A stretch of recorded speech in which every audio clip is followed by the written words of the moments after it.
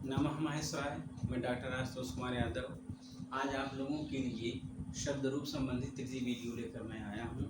जैसा कि प्रथम अद्वितीय, इन दोनों वीडियो में प्रथमा व्यक्ति बहुवचन, अद्वितीय व्यक्ति बहुवचन, इन दोनों शब्द रूपों पर चर्चा हो चुकी है जो कि पुल्लिंग से संबंधित था। ठीक है, आज हम पुनः पुल्लिंग से ही संबंधित जो आपका एक द्वितीय विभक्ति के पश्चात तृतीय विभक्ति है, चतुर्थी विभक्ति और पंचमी विभक्ति, इन तीनों विभक्तियों पर हम सीधा बात करेंगे क्योंकि इनमें बहुत ज़्यादा परिवर्तन होता नहीं, बस सिंपल सा थोड़ा थोड़ा अंतर होता है।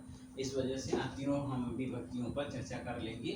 तो तृतीय विभक्ति बहुवचन में हम सबसे पहले विचार करते हैं।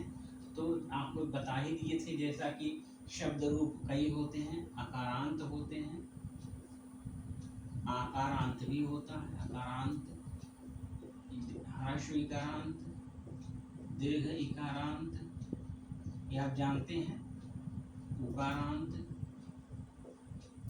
दीर्घ उकारांत, ऋकारांत,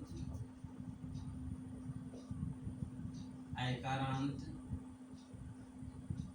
ओकारांत, औकारांत, फिर आता है व्यंजनांत। यही पूरे आपके शब्द बनते हैं। स्वरांत और व्यंजनांत, स्वरांत में अकारांत ये सब हो जाते हैं और व्यंजनांत पूरा आ जाता है। अब हम ये देखते हैं कि तृतीय विभक्ति बहुवचन में कौन सा प्रत्यय लगता है सुप प्रत्यय का। तो आप जानते हैं भीष प्रत्यय लगता है। कौन सा प्रत्यय लगता है? भीष, तृतीय विभक्ति बहुवचन। ठीक, जैसा कि आप जानते हैं सुवजस, तो जस सस भीष, भ्यश भ्यश, आम शुभ, ये होता है बहुवचन वाला। तो जिसमें तृतीय विभक्ति बहुवचन में आता है भीष। अब भीष प्रत्यय में हम देखते हैं सकार है, सकार का हो जाता है विसर्ग, तो ये बन जाता है भी। क्या बन जाता है? भी। ठीक है, अब आता है कि जब शब्द रूप हम बनाते हैं तृतीय विभक्ति बहुवचन पुल्लिंग वाला, यदि वो अकारांत होता है, जैसे राम का है, ठीक, राम अकारांत है, इसमें क्या जुड़ेंगे? भी के साथ अय आदेश हो जाता है। क्या आदेश होता है? अय। यही आपको ध्यान देना है, अकारांत वाले में क्या हो जाता है? अय। तो इसका रूप बन जाए जैसे रामय, बालकय, तादृशय, ये आपका शब्द रूप बन जाता है तृतीय विभक्ति बहुवचन अकारांत वाले में। बस इतना ही ध्यान देना है, अकारांत वाले में ही हमको सिर्फ अय जोड़ना है बस। अब एक अपवाद में जो आपका आता है पाद, अपवाद, ये जो पाद पद है इसमें अह नहीं जुड़ता है बल्कि क्या जुड़ता है? भी। तो बन जाएगा पद भी। बस यही एक अंतर है, इसी का आपको ध्यान देना है कि पाद वाले का बन जाता है पद भी और बाकी कितने अकारांत में समय जुड़ जाता है अय। अब इसके अतिरिक्त सिंपल सी बात है, सीधा आप आ जाइए आकारांत से लेकर के व्यंजनांत तक जितने भी पद हैं सबके मूल पद में आपको क्या जोड़ देना है? भी। मूल पद में भी, यही एक प्रत्यय आपको सिर्फ भी जोड़ देना है। कैसे? संधि सहित, जहाँ संधि की आवश्यकता हो तो आप संधि वहाँ कार्य कर करके, लेकिन भी मतलब भी हर जगह भी जोड़ देना है। आकारांत से लेकर के व्यंजनांत तक सब में कुछ भी सोचना ही नहीं है। जैसे विश्वपा मूल पद है विश्वपा, विश्वपा, आप कुछ नहीं करना, इसी भी जोड़ देना है, तुरंत बन गया आपका तृतीय विभक्ति बहुवचन का रूप। हाँ हाँ हाँ, भी जोड़ देना है, हाँ हाँ भी बन गया। गोपा है, भी जोड़ देना है, गोपा भी। कुछ नहीं, सिंपल सी बात है कि आपको मूल पद में भी जोड़ देना है, बस आपका तृतीय विभक्ति बहुवचन का रूप बन जाता है। आकारांत, इकारांत में जैसे हरि भी, हरि मूल पद है, भी जोड़ दिए, तृतीय विभक्ति बहुवचन का रूप बन गया। दीर्घ इकार है शुद्धि माने विद्वान, भी जोड़ दिए, शुद्धि भी बन गया, यह तृतीय बहुवचन हो गया। उकारांत में गुरु पद है उकारांत, गुरु ही बन गया।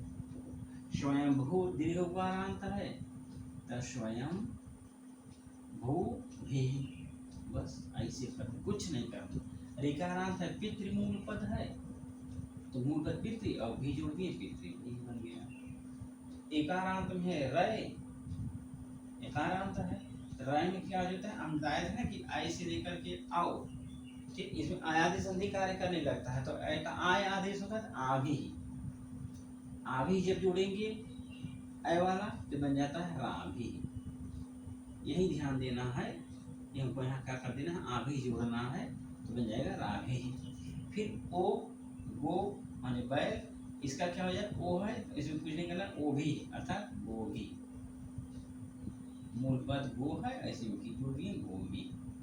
ग्लव माने चंद्रमा होता है, अब ग्लव ऐसे मूल पद लीजिए ऐसे भी जोड़ दिए ग्लव भी, आपका हो गया तृतीय व्यक्ति बहुवचन का रूप। आता है व्यंजनांत वाला, ठीक है, जैसे प्राक है, प्राक माने पूर्व, अब क है तो क का ग कर देंगे प्राक भी।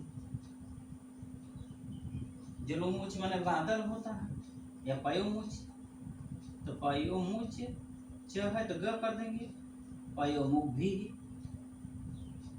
बस ये है, सिंपल है, कुछ नहीं करना है। तृतीय व्यक्ति बहुवचन सबसे आसान है, पुल्लिंग वाला चाहे स्त्रीलिंग जो भी कभी वो आगे आप देखेंगे वो भी आसान ही है, सिर्फ मूल पद में भी जोड़ देना है आकारांत से व्यंजनांत तक। यदि आकारांत है, राम का रूप है तो आय जोड़ेंगे और पाद है तो भ्या जोड़ेंगे, कोई दिक्कत नहीं। ये आपका बन जाता है तृतीय व्यक्ति बहुवचन का रूप, इसमें कोई समस्या नहीं, आप जितना भी शब्द रूप सम्मिलन कर लेंगे यही मिलता है। अब आते हैं हम चतुर्थी और पंचमी बहुवचन, दोनों में समान रूप बनता है इसलिए हम दोनों को एक साथ देखेंगे। इसमें देखिए, अब इसमें जब चतुर्थी विभक्ति की बात आती है, कौन सी विभक्ति, चतुर्थी और पंचमी दोनों में सेम रूप बनते हैं इसलिए दोनों को हम एक साथ दिखाते रहे हैं, पंचमी विभक्ति बहुवचन और चतुर्थी विभक्ति बहुवचन इसलिए सेम बनते हैं क्योंकि इसमें प्रत्यय ही समान लगता है, भ्यास, कौन सा प्रत्यय लगता है, भ्यास। अब हम जानते हैं भ्यास में भी स है, इसलिए क्या बच जाएगा, भ्या, क्या बचेगा, भ्या, स का विसर्ग हो जाता है, ठीक है। दोनों में सेम प्रत्यय है, भ्यास भ्यास प्रत्यय लगता है इसलिए इसका दोनों का रूप समान होगा। अब भ्या कैसे हुआ, क्योंकि जो स है उसका विसर्ग हो गया, ठीक है, तो इसी भ्यास में सकार के विसर्ग होने से भ्या जुड़ता है। अब इसका मतलब इतना हो गया कि अब यहाँ से लेकर के यहाँ तक जितने भी चतुर्थी और पंचमी बहुवचन के रूप आपको मिलेंगे सब में भ्या भ्या भ्या भ्या, सबके अंत में भ्या रहेगा। थोड़ा सा अंतर जैसे है अकारांत वाले में, ऐसे राम वाला रूप आप देखेंगे तो इसमें जुड़ता है एक भ्या,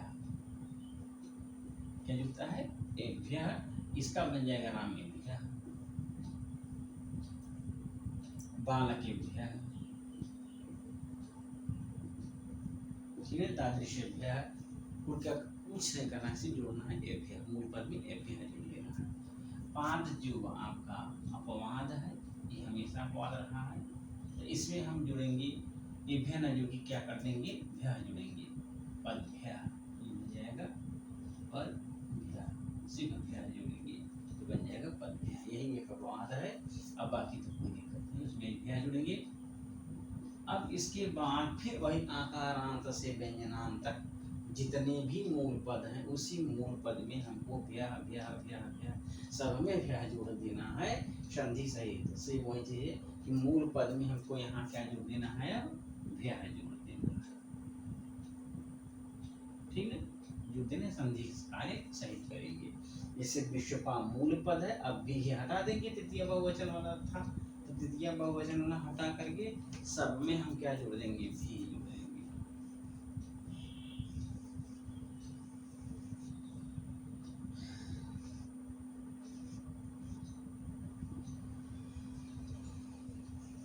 सब में कुछ नहीं करना है, हमको बस इतने कर देना है, सब में भ्या जोड़ देना है, अपने यहाँ फिर चतुर्थी पंचमी बहुवचन का रूप बन जाता है, बहुत आसान है ये, ठीक है। जैसे आपका अब देखिए विश्वपा है तो विश्वपा भ्या बन गया चतुर्थी पंचमी बहुवचन।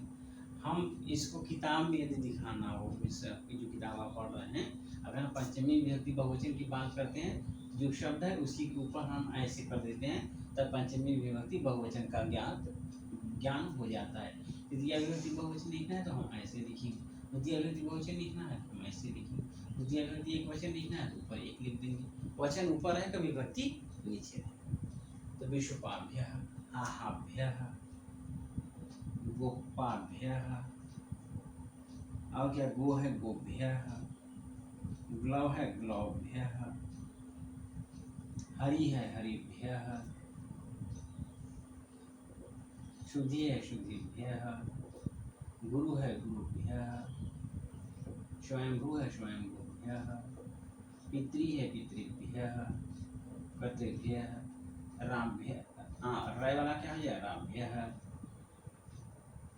पयोमुख है पयोमुखभ्यः, पयोमुख का, प्राग्भ्यः,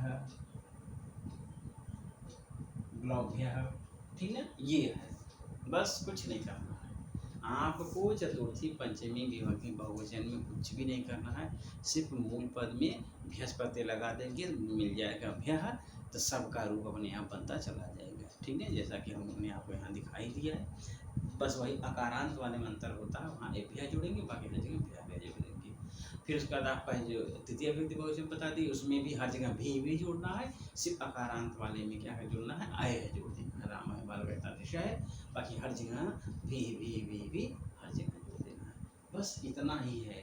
शब्द रूप बहुत आसान है, इसको रटने की कोई आवश्यकता नहीं, बस आप मूल पद समझ जा करिए इसका मूल पद क्या है, और उसमें यही हमको प्रत्यय लगा के तुरंत रूप बना देना है। किताब जब आप पढ़ते हो तो चाहे वह गद्य हो चाहे पद्य हो, तो उसमें जब आप रूप देखते हो तो रूप देख कर तुरंत आप समझ जाएंगे कि ये चतुर्थी तृतीय या द्वितीय या प्रथमा किसका है। जैसे ही आप जानेंगे वैसे ही कारक के नियमानुसार उसका हम अर्थ निकाल लेंगे, तो हमको अर्थ निकालने में बड़ी आसानी हो जाती है। इसलिए शब्द रूप जानना बहुत जरूरी है, और शब्द रूप इतना ज़्यादा है कि हम इसको अगर रटने बैठेंगे तो रट नहीं पाएंगे, रटने मतलब भूलेंगे, इससे अच्छा अच्छे समझ लिया जाए, भूलने की कोई ज़रूरत ही नहीं है। तो ठीक है, तो हम प्रयास करेंगे कि इतने से आप लोग किताब में मिलान भी कर लेंगे, तो सबका सब आपको मिल जाएगा, कोई अंतर नहीं होगा, कोई दिक्कत नहीं होगा। बाकी अगर आपको जैसा भी लगा करिए, जहाँ भी लगे नहीं हाँ ये चीज़ अंतर है, उसको कमेंट में लिख दिया करिए, ठीक। अगर अच्छा लगे तो अपने मित्रों को भी बताइए, शेयर करिए, सब्सक्राइब करिए, जैसे चैनल बढ़ेगा आगे तो अच्छा ही रहेगा, ठीक। आज के लिए बस इतना ही, नमः शिवाय।